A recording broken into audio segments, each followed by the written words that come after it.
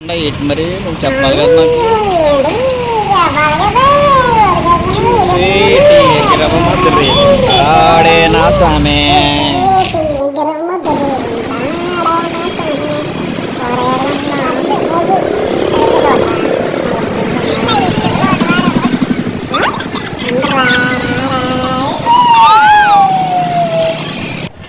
అలా అనుకుంటాం కిరాణా స్టోర్కి వెళ్ళి కిరాణా స్టోర్లో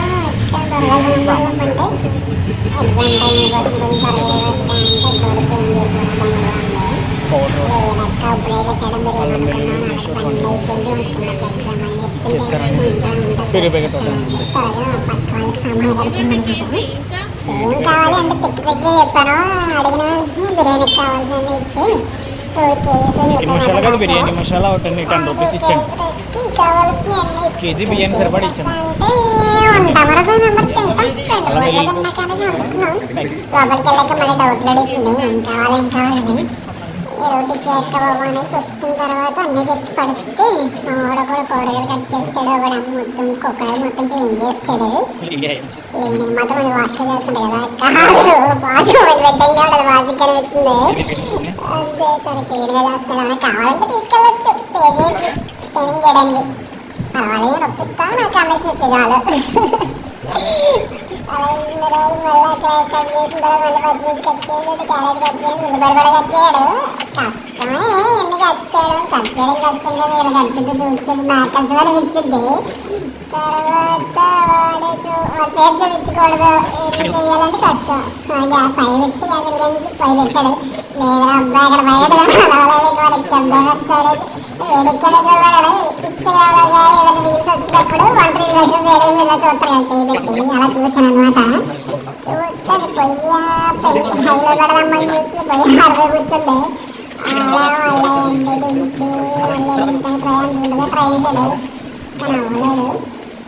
అంటే మళ్ళీ అది తీసి వెలిగించాల్సి వచ్చింది. అలాగే ఉంటాయి వాడు వచ్చింది. నిజంగా వాడు ఎంటర్ అయ్యాడు. ఇతనే కుక్కర్ వాడేవాడు విజృంభించాడు. కుక్కర్లు వాడవాడికి రాదు బిర్యానీ చేయడం. కాకపోతే పక్కన ప్రాంప్టింగ్ చెప్తుంటే మనోడు అన్నీ వేసి మొత్తం ఫ్రై చేయడానికి చూశాడు. ఇప్పుడు మనోడే సెలబ్రిటీ. మనోడు అనుకునే కన్నా మనోడే హ్యామ్ సెలబ్రిటీ. మనోడు అన్నీ అంతటా మొత్తం కలవలో కూర్చుంటాడు. వాళ్ళ ఊరు పెట్టాం వాళ్ళకి గిలిగిలో కూర్చుంటాం.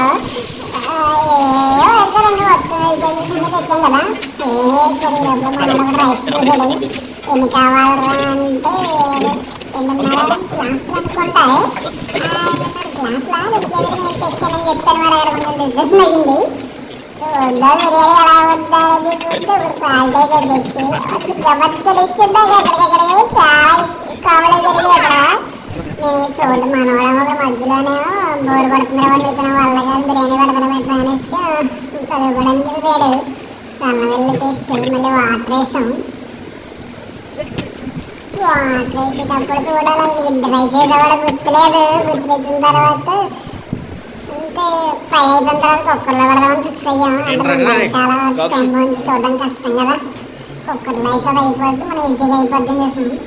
సాల్ట్ నేనే చూస్తాను అనమాట. సరిపోయినట్టు అనిపించలేదు. కొంచెం డౌట్ వచ్చి చివరిగా వేరే లెవెల్ అయ్యింది అనుకోండి. కుక్కరు ఆన్లో పెట్టి పెట్టామన్నమాట. చాలాసార్లు వెళ్ళి చూస్తానంటే టైం అయిపోతుంది కదా కనిపించింది. మనోడు కచ్చంబర్ తయారు చేస్తున్నాడు. అది కచ్చంబర్ అనాలా రైతా అనాలా చట్నీ అనాలా తెలియదు. మొత్తం అన్నీ కలిపేసి అనుకున్నాం. బాగా చేసాడు మనోడు. కటింగ్ బాగా చేశాడు. చాలా బాగుంది. ఈ కవర్ పేడు ఇంకా ఇంకా బాగుందని ఇచ్చింది నాకు. బిర్యానీ అయితే అదృష్టబ్బా.